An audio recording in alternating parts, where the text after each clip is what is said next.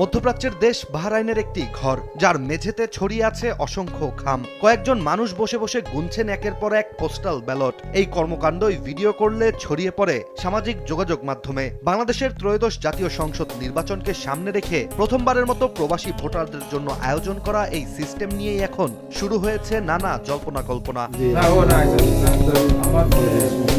সামাজিক যোগাযোগ মাধ্যমে ভাইরাল হওয়া ভিডিওতে দেখা যায় একসাথে বিপুল সংখ্যক পোস্টাল ব্যালট গণনা করছেন কয়েকজন ব্যক্তি। ভাইরাল ভিডিওটি ধারণের সময় বলতে শোনা যায় ভিডিও করা বন্ধ করতে, কারণ এতে ভাবমূর্তি নষ্ট হবে এবং প্রবাসীদের পোস্টাল ভোট বন্ধ হয়ে যেতে পারে। শুধু এই একটি ভিডিওই নয়, পাশাপাশি ছড়িয়েছে 27 সেকেন্ডের আরও একটি ভিডিও, যেখানে একইভাবে অনেক ব্যালট একসাথে গুনতে দেখা যায় ও উচ্চারণ করা হয় চট্টগ্রাম 3 আসনের নাম।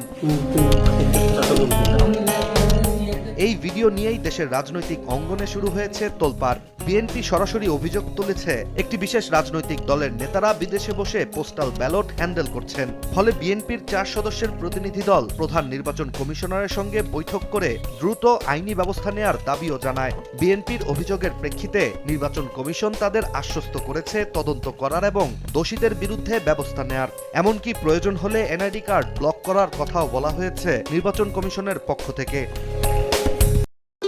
ভবিষ্যৎ হোক নিরাপদ, বিনিয়োগ হোক বিশ্বস্ত, আর আমার পছন্দ সল্ট বে। ওয়েলকাম টু সল্ট বে।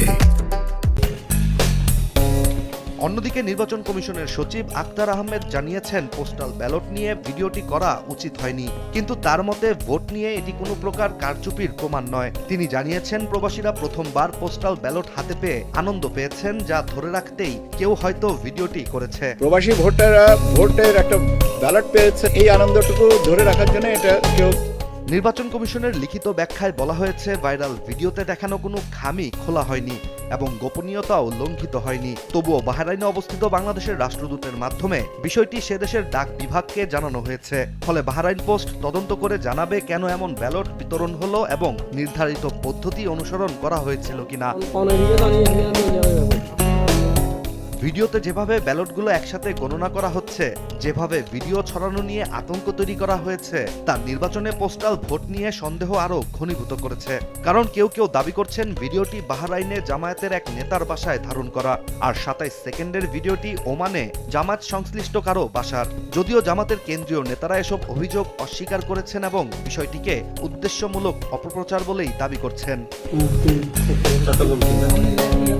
এই প্রেক্ষাপটে ত্রয়োদশ সংসদ নির্বাচন শুধু দেশের ভেতরেই নয়, দেশের বাইরেও এক গভীর আস্থার পরীক্ষায় পড়েছে, যেখানে 7 লাখেরও বেশি প্রবাসী ভোটার প্রথমবার পোস্টাল ব্যালটে ভোট দেওয়ার সুযোগ পেয়েছেন। কিন্তু ঐতিহাসিক এই উদ্যোগ এখন প্রশ্নের মুখে ভাইরাল হওয়া কয়েকটি ভিডিওকে ঘিরে। এখন তদন্তের ফল কি আসে, নির্বাচন কমিশন কতটা কঠোর ব্যবস্থা নেয়, সেদিকেই তাকিয়ে আছে পুরো দেশ। ইশতিয়াক হোসেন, দেশ টিভি।